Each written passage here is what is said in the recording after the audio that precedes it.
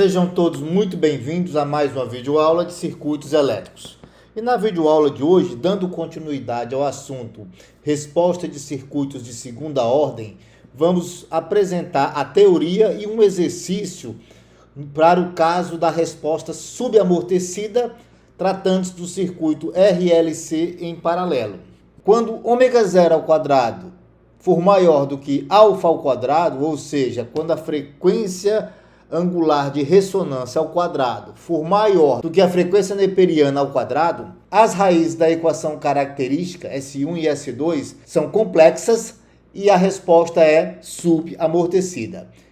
Então a resposta é dada por essa expressão: V de t é igual a A1 elevado a S1t mais A2 elevado a S2t.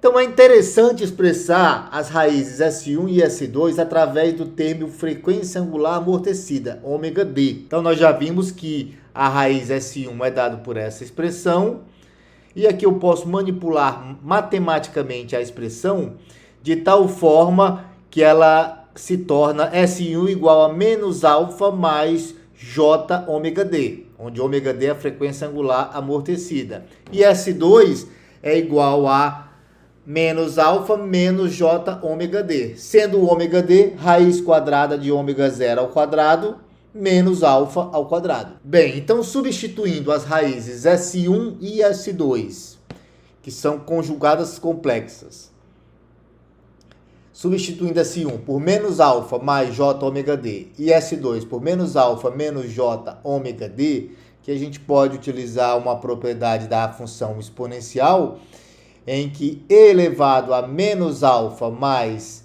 J ômega d é a mesma coisa que e elevado a menos alfa que multiplica e elevado a J ômega d. E agora a gente pode utilizar a fórmula de Euler.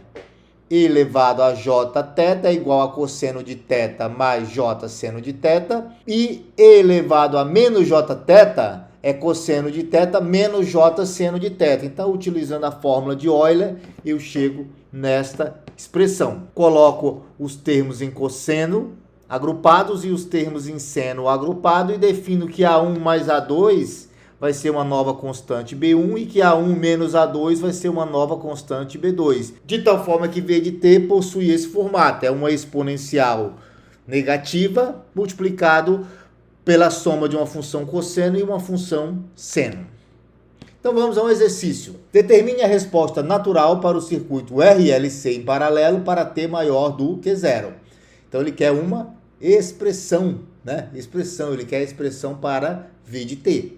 Então V0 é igual a zero, ou seja, o capacitor em t igual a zero não possui nenhuma energia armazenada, porém o indutor possui uma corrente inicial, I0, igual a menos 12,25 mA.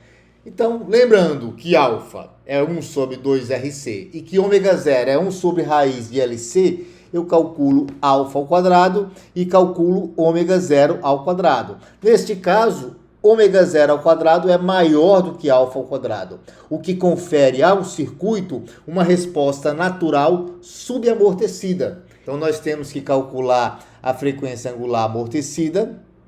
Ômega d é 979,8 radianos por segundo.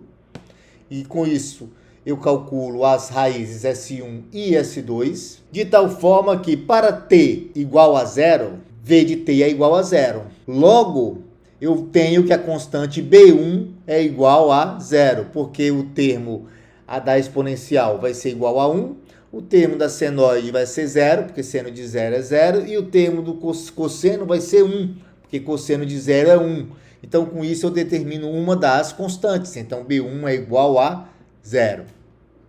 E agora eu vou aplicar novamente LKC ao nó superior do circuito, de tal forma que IC mais IL mais IR vai ser igual a zero para T igual a zero mais. Com isso, eu consigo determinar quem é IC de T igual a zero mais. Bem, nós vimos na videoaula passada que com I de C de T igual a zero mais, eu consigo determinar quem é dV dt de T igual a zero mais. É igual a IC sobre a capacitância. Então a capacitância é conhecida, é dada no circuito. Com isso eu determino quem é a taxa de variação para a tensão em T igual a 0 mais, é 98.000 volts por segundo. Derivando o V de T, que é essa expressão que nós temos apresentada aí, e igualando, fazendo T igual a 0, eu tenho essa equação que me permite determinar quem é a constante B2. Portanto, eu só tenho agora que substituir. Então, V de T vai ser elevado a menos alfa T, eu já calculei o valor de alfa, que multiplica, como B1 é 0, não tem o termo em cosseno, mais B2, que é 100, seno de ômega d T. Então, aqui nós temos o gráfico para a resposta natural para o circuito RLC em paralelo, na condição de um circuito subamortecido. Então, percebam que a tensão no capacitor, primeiramente, ela varia, ela tem uma grande variação.